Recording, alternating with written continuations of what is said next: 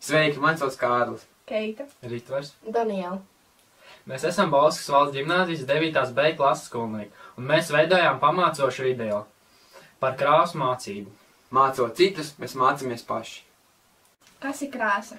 Krāsa ir elements mākslā, kas rodas gaismas stariem atspīdot objektu, kas pēcāk atstarojas cilvēka acī.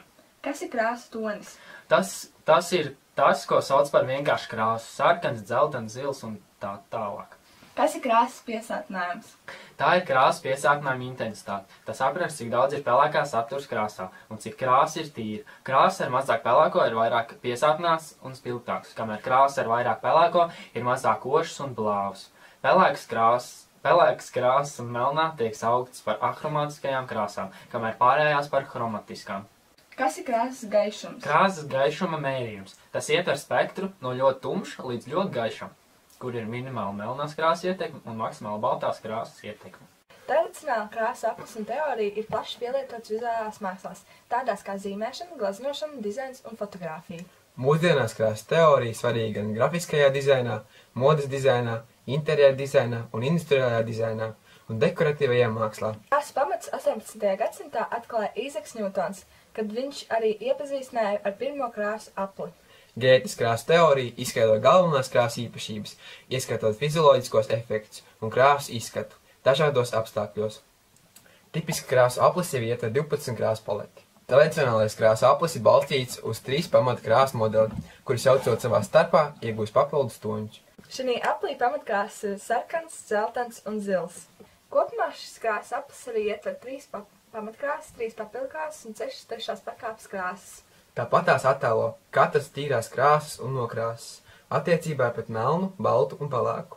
Tās tiek uzskatītas par neitrālajām krāsām. Tu noteikti esi redzējis pamata krāsu apļus daudz reizes. Pamata krāsas ir sarkans, dzeltens un zils. Tās nav iespējams iegūt no citu krāsu sajaukumiem. Šīs 3 krāsas, pa pāriem jaucot, veido atrasinātas krāsas. Pamata krāsas ir sarkans, dzeltens un zils. Tās nav iespējams iegūt no citu krāsu sajaukumiem. Šīs 3 krāsas, pa pāriem jaucot, veido atrasinātas krāsas. Tās sekundārās papildkrāsas ir oranžs, violets un zaļš. Tās iegūst savstarpēji sajaucot pamatkrāsas. Trešās pakāpes krāsas. Katra trešās pakāpes atrisinātā krāsa ir pamata un sekundārās krāsas sajaukums. Tās ir krāsas, kurām ir piemaisījums no blakus esošiem krāsu toņiem. Tie ir dzelteni oranžs, sarkani oranžs, purpura krāsa, zili violets, zili zaļš un dzelteni zaļš. Pasteļkrāsa – gaišas tīrās krāsas variācija, kas iegūta pievienojot balto krāsu. Neitrāla nokrāsa – mazāk koša krāsa, kas iegūta pieejaucotai pelēko krāsu. Izmantojot gošu krāsas, neitralitāti var panākt arī pieejaucot prekrāsu, tātad zilai pieejaucot oranžu vai dzelteni.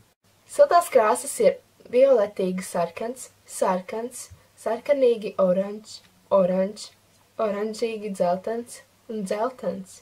Siltās krāsas veidojas no oranža, sarkana, dzeltena un no visām to kombinācijām. Kā jau pats nosaukums vēsta, tad siltās krāsas mudina asociācijas ar saules gaismu un siltumu. Šādas krāsas interjerā telpai liekas šķietami samazināties un kļūt mājīgākam. Tāpat kā tumšās krāsas. Siltās krāsas tiek radītas pamatā no sarkanās, oranžās un dzeltenās krāsas. Vēsās krāsas ir dzeltens zaļš, zaļš, zilgan zaļš, zils, violetīgi zils un violets. Vēsajām krāsām, zilam, zaļam un gaiši lilā piemīt nomierinošas īpašības, kamēr siltās krāsas asociējas ar sauli, vēsās krāsas asociējas ar ūdeni, debesīm, mežiem. Pretēji siltajām krāsām, vēsās krāsas mazām telpām ļauj izskatīties plašākām un augstākām. Šīs ir 3 pamatkrāsas – sarkana, zila un dzeltena. Lai sajauktu atrasinātās krāsas, mēs izmantosim pārtikas krāsvielas.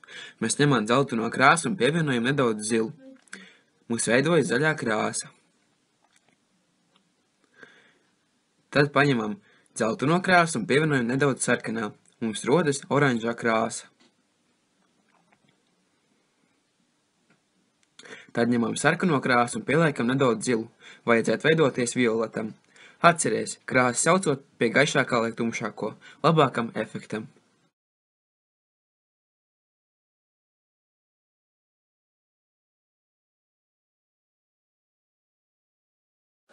Lai sajustu krāsu, gaismas impulsam caur redzes aparātu ir jāsasniedz mūsu smadzeņu redzes centrs.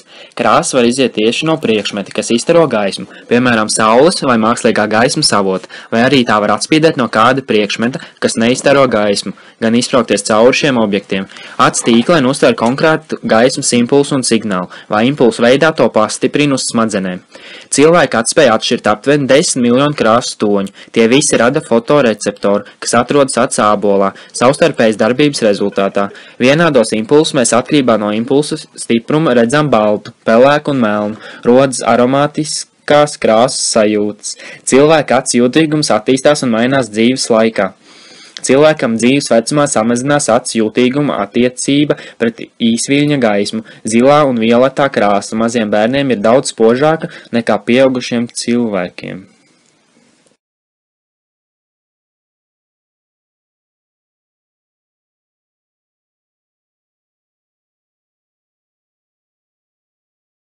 Otas iedalās nevien pēc formas, bet arī pēc saru veida. Dabiskie sari, zirgāstri vai cūka sari uzsūdz daudz krāsas. Instruments nav bieži jāmērc krāsā. Šādas otas piemērotas lakām, pernicei, eļļas krāsām uz šķīdinātāju bāzes, taču nav ieteicams ūdens bāzes krāsām, jo uzsūcot ūdeni piebriest un zaudē formu. Tāpēc var veidot nelīdzinu krāsojumu. Sintētisko šķidrumu sari, neilona, poliestera, stikla šķiedras piemērot ūdens bāzes krāsām. Turklāt to galus iespējams sašķelt un apstrādāt, lai iegūtu vajadzīgās īpašības. Jaukto saru otas ir universālas, tās apvieno labākās sintētisko un dabisko saru īpašības. Dabisko saru labo krāsas uzsūkšanu un sintētisko šķiedru siltumu, augsto nodalumu izturību. Kvalitatīvs instruments ir izturīgs, no tā neatdalās sari bojājot krāsas klājumu. Stiprāk paberžot to plaukstā nemaina formu. Gleznošanai ar eļļas, akrila, gošas krāsām der cūku sarotas, sintētisko sarotas, govs ausu sarotas, kazas sarotas un sabuļotas.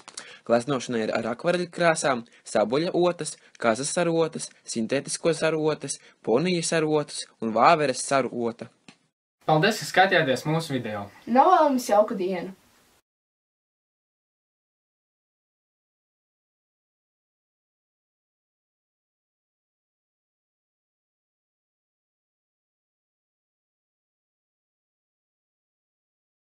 Paldies!